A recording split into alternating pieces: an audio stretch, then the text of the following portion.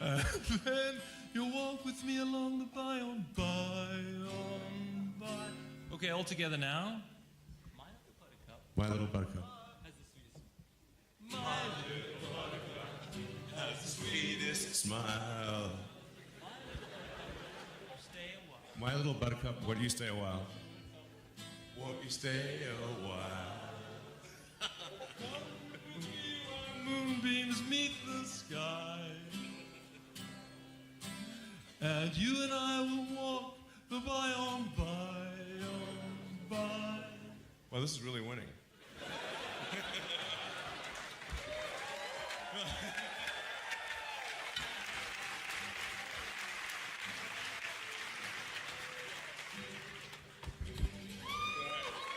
Thank you.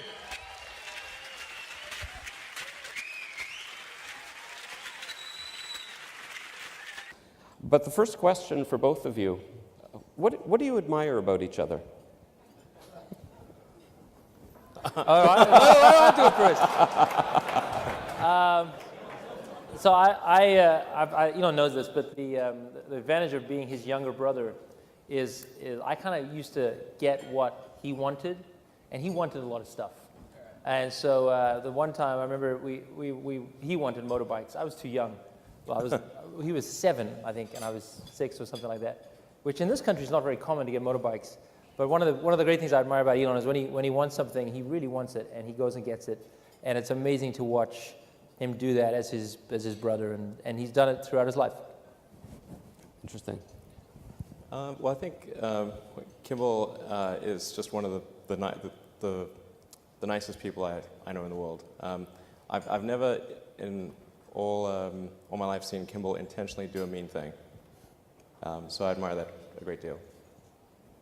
The two of you, as I understand it, entrepreneurs are interesting because they often get started at a young age doing entrepreneurial ventures of some kind. And I understand that when you were still in South Africa, you had a venture of some kind.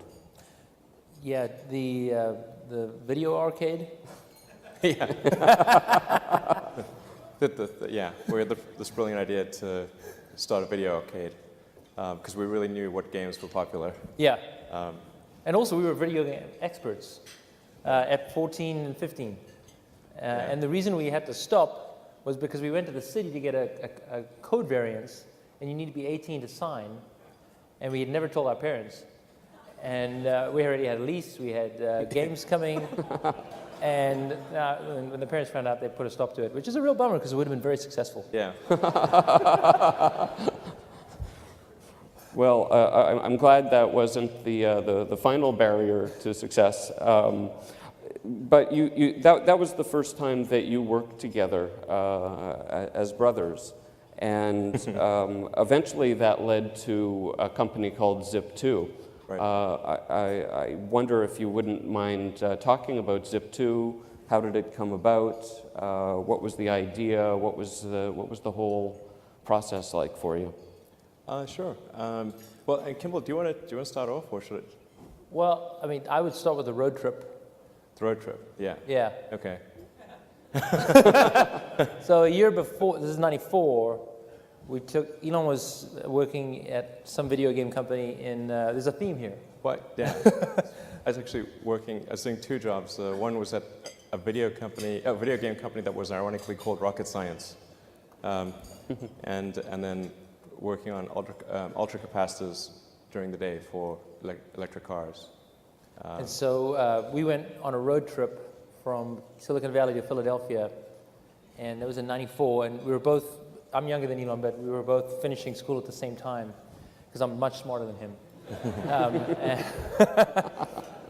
Elon actually was doing a double major, so that's why. But anyway, so we ended up doing that, and we started with a network medical database. Remember that?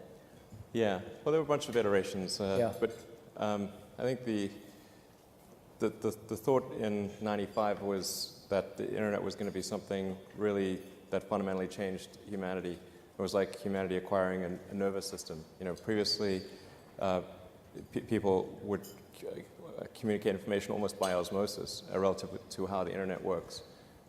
If you wanted to have access to a lot of information, like you'd go to like the Library of Congress, but unless you were physically where the books were, you didn't have access to that information. But with the internet, you could be anywhere in the world, and if you're connected to the internet, you have access to all the world's information.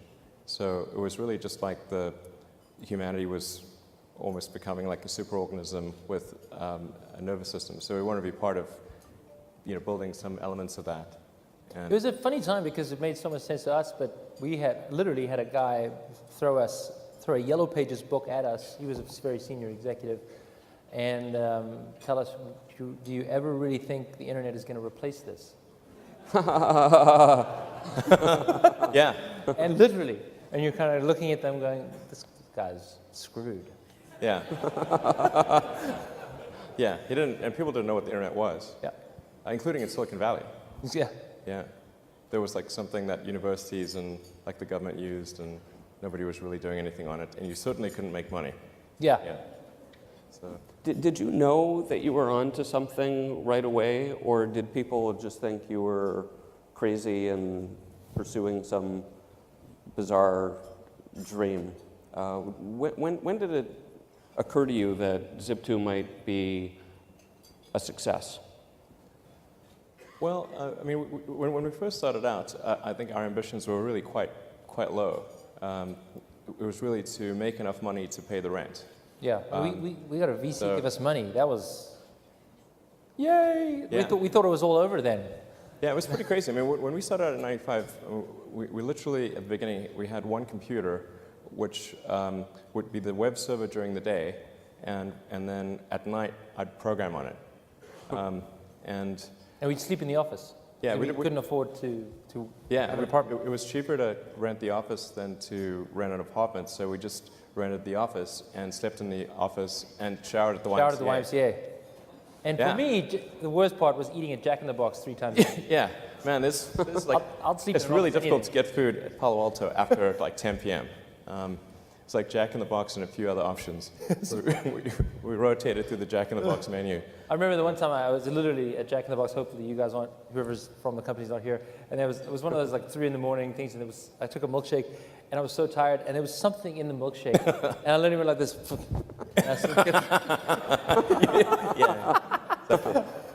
And that's your standards just dropped to nothing. Yeah, we're through the end of '95, where that's essentially we're just sleeping in the office and showering at the YMCA, and then around the end of '95 is when Netscape went public, and then whether or not somebody knew what the internet was, they knew that you could make money on the internet somehow, or even if it's only on the greater fool theory. So when we went and talked to venture capitalists in early '96, there was a much greater interest in what we were doing. In fact, the round closed in like maybe a week or something. It was crazy. Yeah, we went from sleeping in the office to people throwing, I mean, again, this is a financial crowd, so you guys see these numbers every day, but for us to hear, we'll give you $3 million. Yeah, that sounded extremely, we thought they were crazy. Like, I why mean, would they do that? It was literally like, these people are insane. They obviously do not realize we're sleeping in the office. In fact, when they did fund us, Yeah. they realized that we were illegal immigrants. Well, I mean, Yes, we were. I'd say it was a gray area. Yeah, yes, we were. We were illegal immigrants. We were sleeping in the office. We didn't have a car. We had one car, but the wheel kept falling off. But, well, actually, yeah, the wheel did actually fall off the car. Yes, exactly. And the venture capitalists actually bought us cars.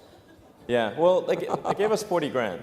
It was 40 grand to go buy cars, which was, at the time was more money than we'd ever seen. Yeah, and I bought I spent $35K on a Series 1 67 Jaguar E-Type. Which didn't drive. But he got what he wanted. Yeah, it looked really great by the side of the road. He got it. He was driving it home from the dealer, and it broke down, and he had to actually come to the house on a flatbed truck.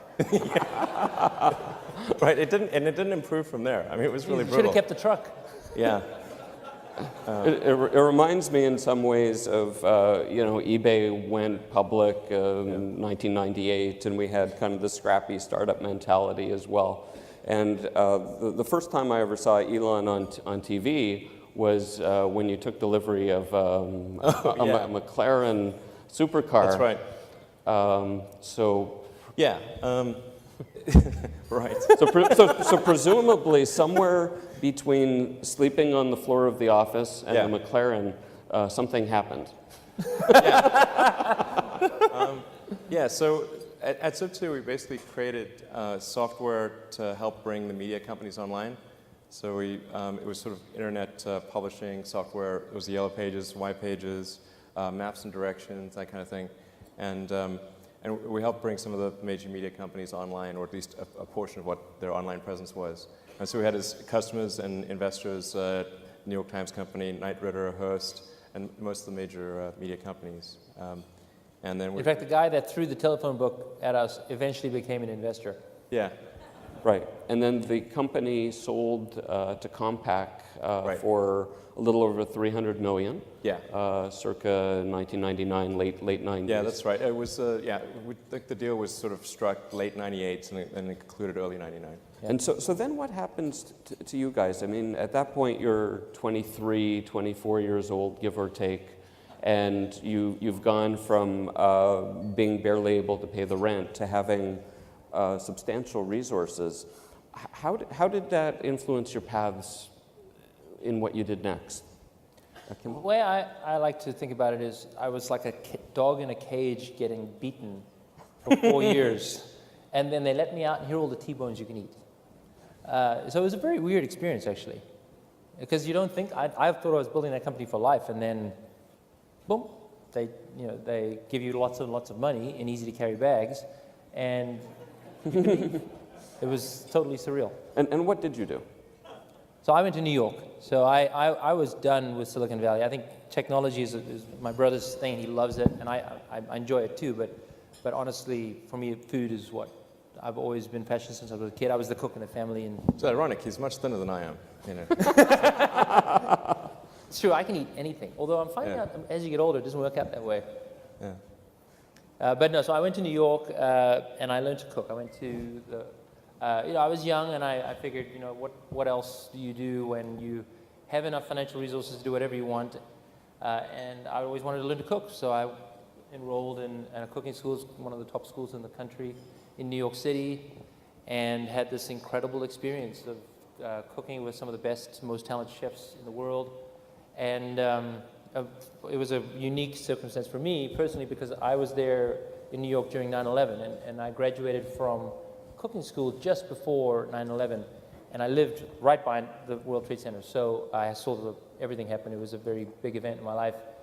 But what the rare opportunity it gave me was the opportunity to cook for the firefighters.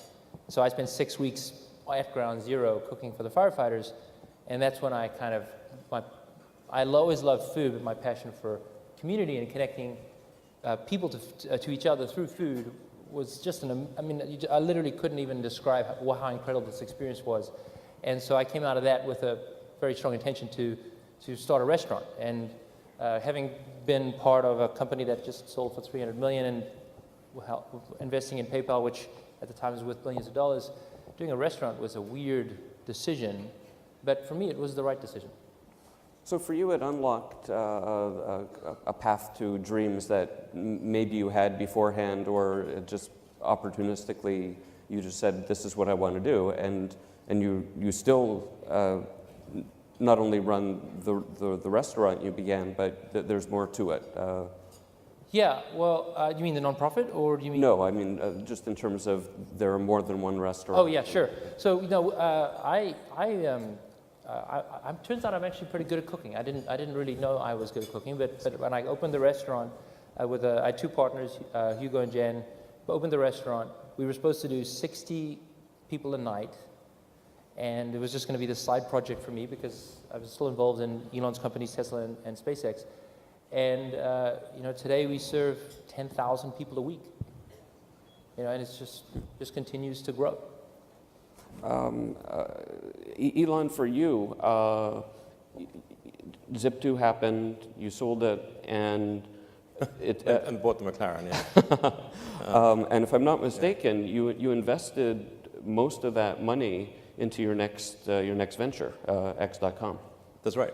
Yeah, most of the funds went into X.com, which was later renamed PayPal, and that worked out pretty well. It worked out pretty well, but looking back on it, because you put a lot of your eggs in that basket, would you advise entrepreneurs to roll the bones quite the way you did? Yeah, absolutely. I think so. I think it's worth investing your own capital in what you do. I don't believe in the sort of other people's money thing. I think if you're not willing to put your own assets at stake, then you shouldn't ask other people to do that. So eBay comes along, buys PayPal, and then I remember 2003, give or take, meeting Elon at a coffee shop in Palo Alto. This was not long after the PayPal deal had closed. And I said to Elon, what would you like to do next? And you had 3 things to say. Right. Do you remember what they were? Well, yeah. But yeah, I mean, they're basically, space, solar, and electric cars. Space, solar, and electric cars. Yes, 2 points. But yeah. Wait, space, electric cars, what was the middle one? I asked Elon what he wanted to do, and he said he wanted to do something in solar power. He wanted to colonize Mars eventually, but to get there by building a rocket business, a sustainable business, and building electric cars. And let's talk a little bit about Mars. Okay. So where did this come from? When did you have that dream? How did that come to be? I guess when I was in college, I thought about things that would most affect the future of humanity, and there were 3 areas that I thought would have the biggest impact, and those were the internet, sustainable energy, of which solar power is the production side, and electric cars the consumption side, and then humanity becoming a multi-planet species. And I think our future will fundamentally bifurcate to one where we are a space-faring civilization, or one where we are confined to Earth until some eventual extinction event. Although I'm quite optimistic about life on Earth, I should point out. Sometimes people think that by that I expect some imminent catastrophe, but I think that the probable outcome for civilization on Earth is quite good for a long time. But I still think that we should try to extend life beyond Earth and and the thing to do is to establish a base on Mars and try to make that a self-sustaining base as soon as possible. I don't expect that SpaceX is going to do that sort of single-handedly, but I think we're going to try to advance the technology of space travel to the point where we can at least send some number of people to Mars, which is not currently possible. As I recall, when follow-up question, Jeff. when SpaceX started, I think the first 3 rocket launches weren't successful. Yeah. And the 4th one was. What would have happened if the 4th one hadn't worked? We would have failed. Yeah. But let's talk about one of the failures were spectacular. I would go out to the island, Kwajalein, with Elon, and seeing giant exploding rockets is quite an amazing sight. I was one of the early investors in SpaceX, and I said, you know what? If all I get to do is to see these rockets explode, it's well worth every dime I put into this company.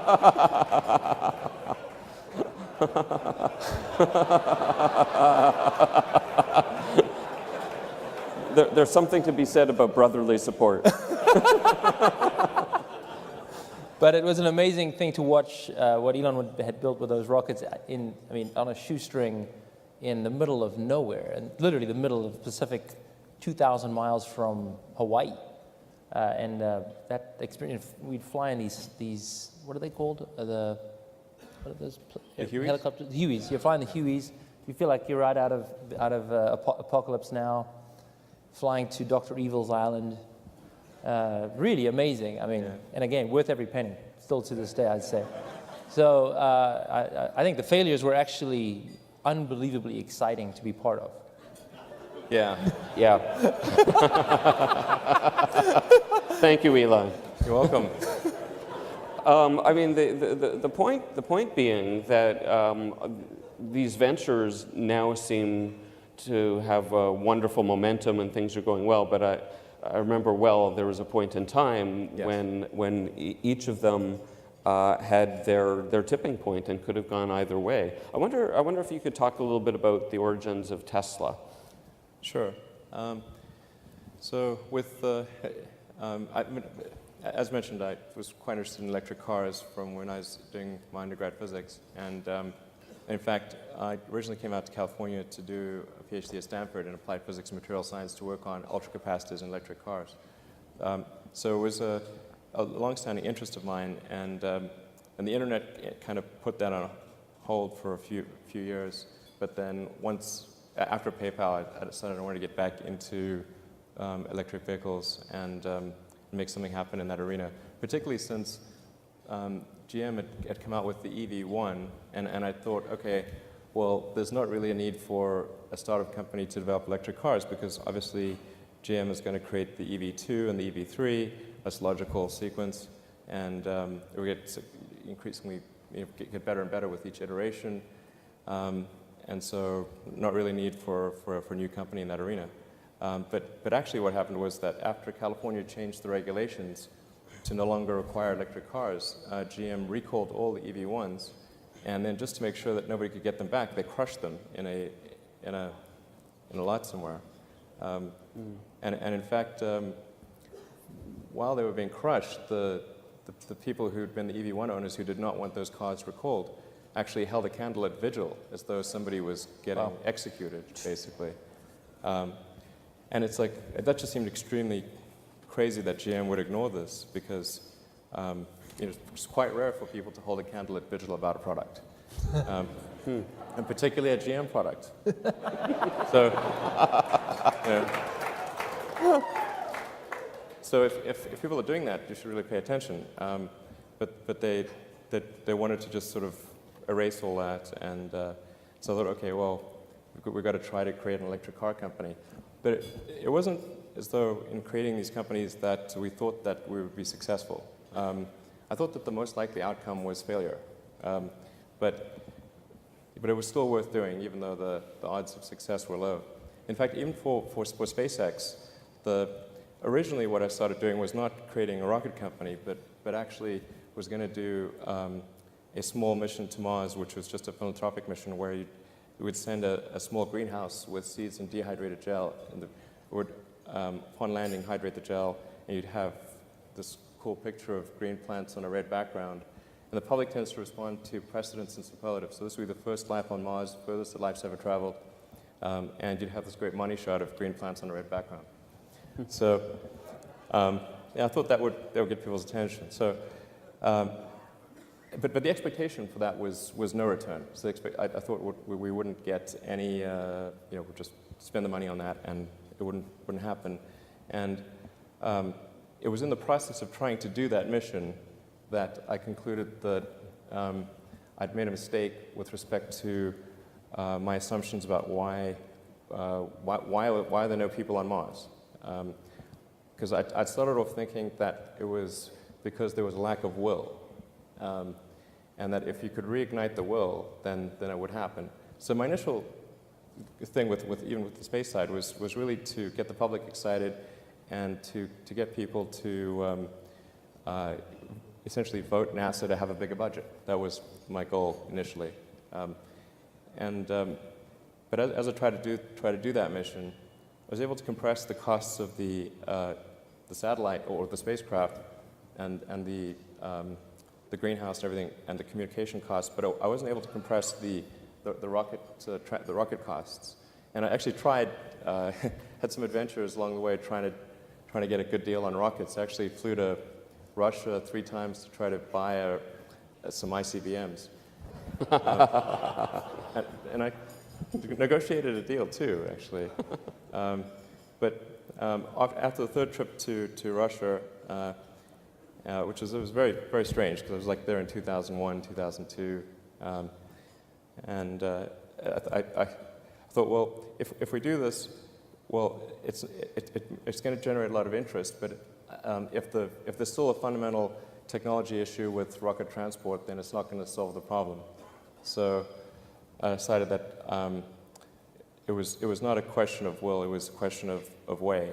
And if people thought there was a way to do it without it fundamentally affecting their standard of living, then they would support such an endeavor, particularly in the United States, which the United States is a nation of explorers. I mean, it's a distillation of the human spirit of exploration.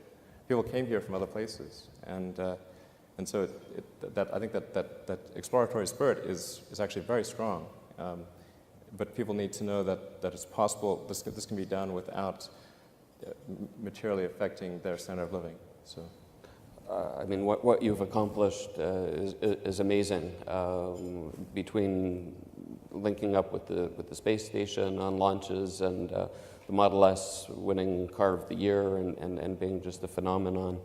But a good, yes.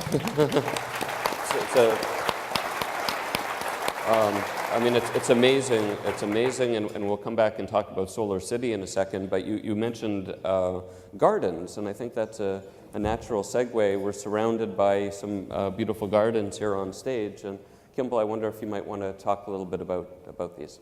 Sure. The restaurants that we do in Colorado are, before farm to table was a term, we work with local farmers and bring local food to the tables, and we really consider ourselves a community restaurant. And one of the things we did as part of the community was to reach out to kids in the community in schools and get them connected to food through school gardens. And we bring them into the restaurant, and we do everything from give them chicken liver pate without telling them what it was, and they would thoroughly enjoy it. And then you tell them, then they spit it out of their mouth. And it's like fun things like that we just did as a great way to connect into the community. And then I had a personal accident, a very severe accident. I was paralyzed on my left and horizontal for 2 months after breaking my neck. And it really helped me focus on, well, let me go back to having more of an impact on society. And I know there's a lot of philanthropists in the crowd, and I have a lot of respect for that. But for me, it was very much about how can I give back, but in a way that really I understood and could really see the impact. And I'd been working with these school gardens for many years, and so I came up with this idea called the Learning Garden, which you see beautifully presented. Thank you very much, Nancy, for doing this. And what we do is, it's a nonprofit. We go to schools around the country, and we install these outdoor learning environments that are school gardens. And they're very different to traditional school gardens. Traditional school gardens being in the corner of the schoolyard with a fence around it. These are designed to be in the schoolyard, on the playground, where the kids will see it every day. Hundreds of kids will enjoy it and play with it every day. And it's made out of the same material as playground equipment, so it'll last for decades, unlike traditional school gardens, which are very, very temporary. We also came up with this idea to make it more modular so that you could fit it in any schoolyard. Rooftops, asphalt. There's a lot of toxic soil, sadly, in our cities where you literally couldn't put a garden there if you wanted to. And these were designed to be FDA approved, just for food, for growing food. And so what I did was really look at the problem based on the experience that I had working with Elon and working in whether it's manufacturing or operations or politics, frankly, which is a very big political problem. And what value could I add? And there are lots of great gardeners out there, and I'll be the first to tell you I'm not a gardener. But I really believed in the impact that these were having, and the data is amazing. I mean, we see a doubling of vegetable intake when kids have a learning garden on their schoolyard, literally a doubling from 2.5 to 5 portions a day. We see test scores, particularly in science, go up by 15 points on a 100-point scale when they get taught the same science lesson in the learning garden versus in the classroom. This incredible impact on their lives. And the challenge was not a question of school gardens. That had already been proven. The challenge was, how do you scale? how do you get something that will reach 100,000 schools within a few years? Because that's the problem we have. Childhood obesity is today's problem. It is not tomorrow's problem. 20% of underserved kids are going into kindergarten obese. It's an awful tragedy. We have these poor children that are not only obese, but they're actually starving because the food we're giving them has no nutrients. It has calories, but no nutrients. And it's just this awful, awful situation, a real tragedy that we're creating. And so for me, what I wanted to do was, how do I come in and say, okay, I know what I know what I think I can do well. Let me see what I can create that could actually go into 100,000 schools within a few years. And so I created the Learning Garden with this idea to, by the end of this decade, to reach every child that wants one, or every school that wants one. And we have the capacity. Now what we need is the political will to go do it. And so we'll have about 200 installed this year. And we started 2 years ago, and we did one 2 years ago. We did 50 last year. We'll do about 200 this year. Hopefully 1,000 next year, and then many thousands after that.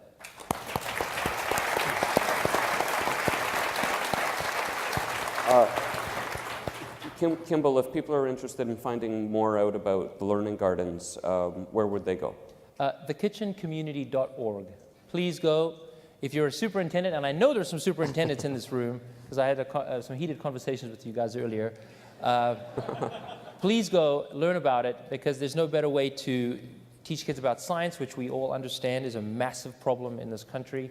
Getting our kids to love science is so important, and childhood obesity is so important. We need to fix this problem. We are creating expensive, unproductive people. Let's just stop that. Let's fix the problem. Let's fix it now. Absolutely. I think we'll talk a little bit about Solar City, yeah, and then maybe open up to questions from the audience. Solar City, I mean, your family is remarkable.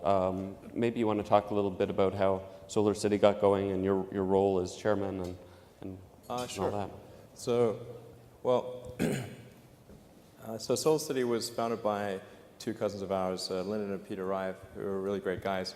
And before Solar City, they did a company called Everdream, which did large-scale management of computers and other assets, electronic assets, which was sold to Dell, and that did pretty well. So, and the genesis of Solar City was actually, you know, we were Burning Man with our cousins, and they were thinking about what to do next, and I said, well, I think there's a real need for great entrepreneurs in the solar industry, and I said if they were willing to start a solar power company, then I would completely back them on that. So they took me up on the offer and created Solar City, which what Solar City is essentially is a giant distributed utility. I'd say right now it's a small distributed utility, but will be hopefully a giant distributed utility. And it's obviously one that's based on the sun, that giant fusion reactor in the sky. So it's something that'll last for a very long time. I ultimately think that we will generate more energy from solar power than from any other source.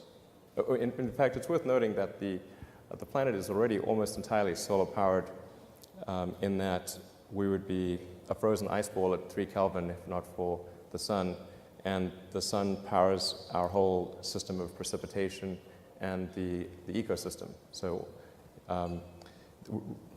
really we're just talking about a little bit of extra power that humanity uses to run civilization, essentially, but it's really quite a small amount relative to the amount that actually hits the Earth. Right, and Solar City went public a few months back. Yeah, it went public in December. It was quite a difficult IPO, and we were able to get it through, and now it's doing reasonably well. Well, there are amazing successes on both your parts. We're going to go to questions from the audience, assuming these monitors work. As of the moment, they're not, and if not, then I will. Oh, I see a monitor coming on here. All right. What are the key traits, skills, or circumstances that have allowed you to be so successful? I don't know. Why don't you answer for me, or do you? What do you I'll- think? I'll go answer first. for you. I'll- you Yes, answer that's for a me. great idea. So I live in a small town in Colorado called Boulder, and my joke is I grew up in South Africa during the collapse of apartheid, very, very difficult time. Then I went to California during the rise of the internet, exciting but difficult time. Then I was in New York City during 9/11, difficult time. Now I'm in this little small town in Boulder, waiting for some serious shit to go down.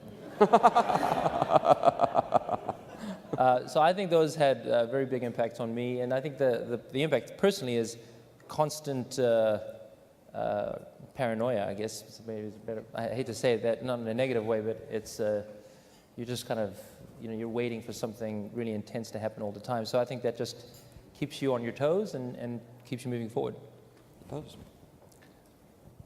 Yeah, I think just obviously being tenacious and being well. I think just being super focused on the truth is extremely important, and looking for feedback from all sources. I think those are really key. Yeah. I'd also add, knowing both of you, is that you're very detail-oriented. There's no small part of the experience that doesn't get attention from you.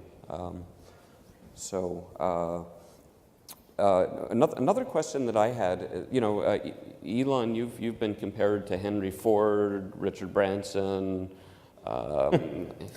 Steve Jobs. Who do you compare yourself to? I don't really compare myself to anyone. It's not. There's certain people that I admire from history that I think are great. Certainly many of the scientists and engineers and literary figures and so forth. I'm a big fan of Ben Franklin. Who's a scientist and sort of thinker, and he was the kind of guy who did what needed to be done. So like guys like that. Right. Wouldn't say I compare myself in any way, but I certainly admire them.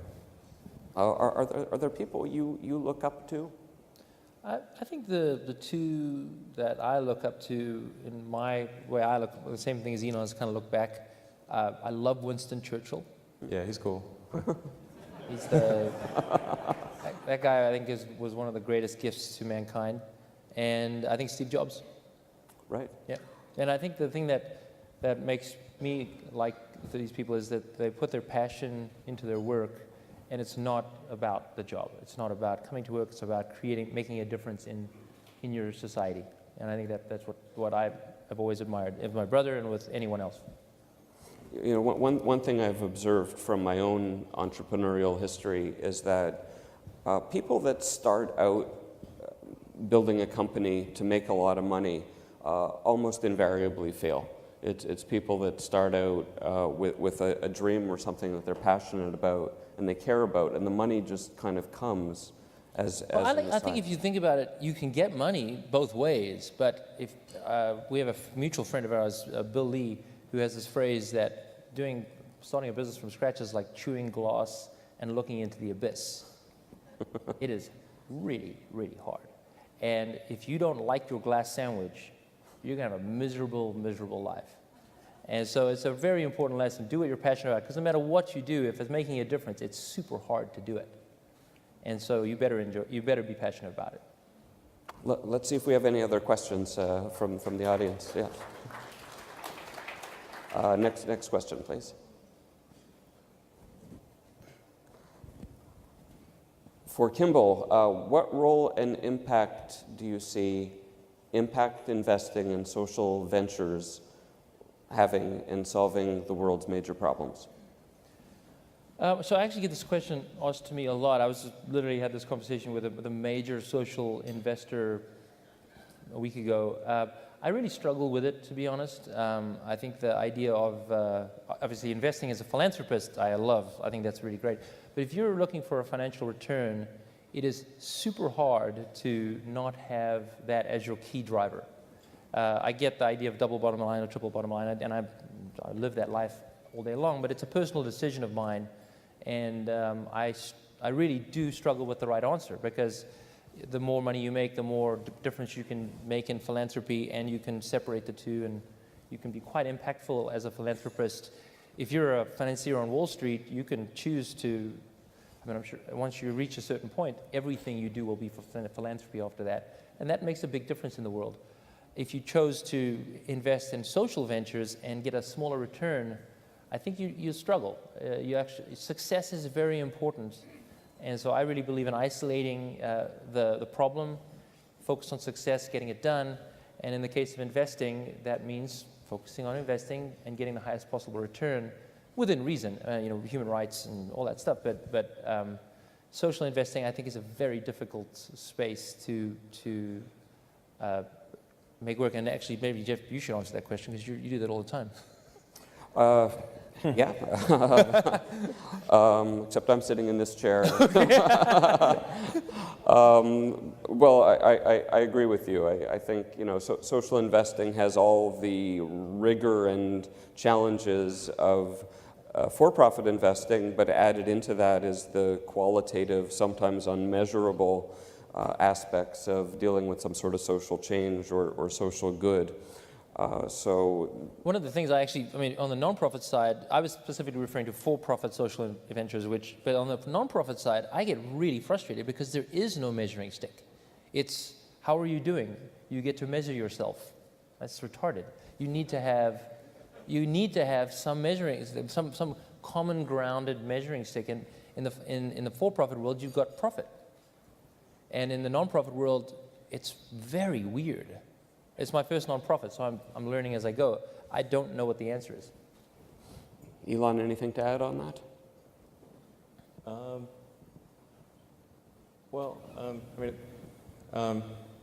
But I think generally anything that if it's possible to solve a problem with a profitable venture, then that's the best thing to do. So it's only when there's some failure in the market, and there are some, but there actually aren't that many, but in the grand scheme of things, there are some failures in the market that have to be addressed with a nonprofit.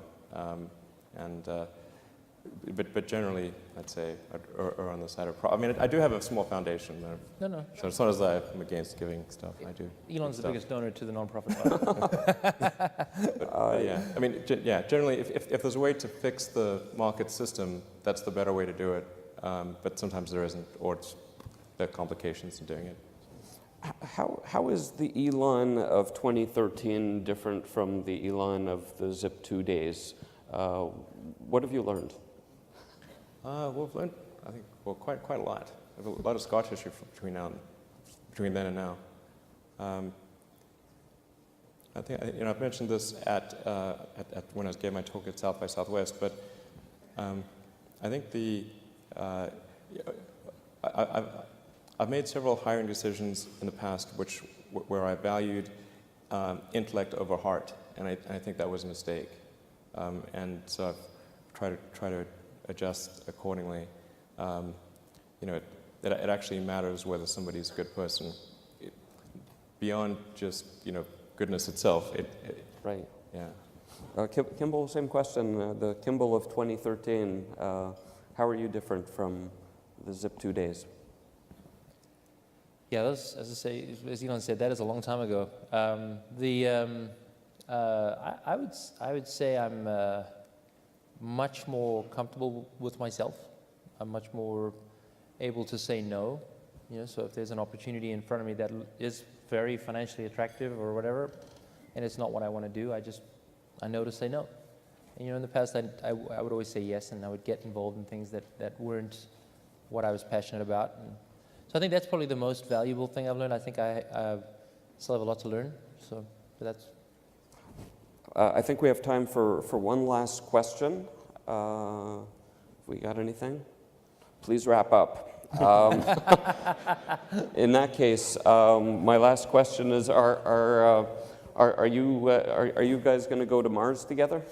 We might. I think when we're 95, what the hell else are we going to do? Yeah, exactly. I think that'll be fun. I don't think I would want to go before that, but. Well, Elon has a famous line about going to Mars. Right. Would you mind repeating it? Okay. I mean, so yeah. I mean, I think I would like to die on Mars, but just not on impact. All right. I think on that note, I'd like to thank Elon and Kimball for a wonderful panel. And Thank you. Thank you to the Milken folks. Pretty extraordinary. Let's have it one more time for Ilana and Kimball and Jeff. Thank you.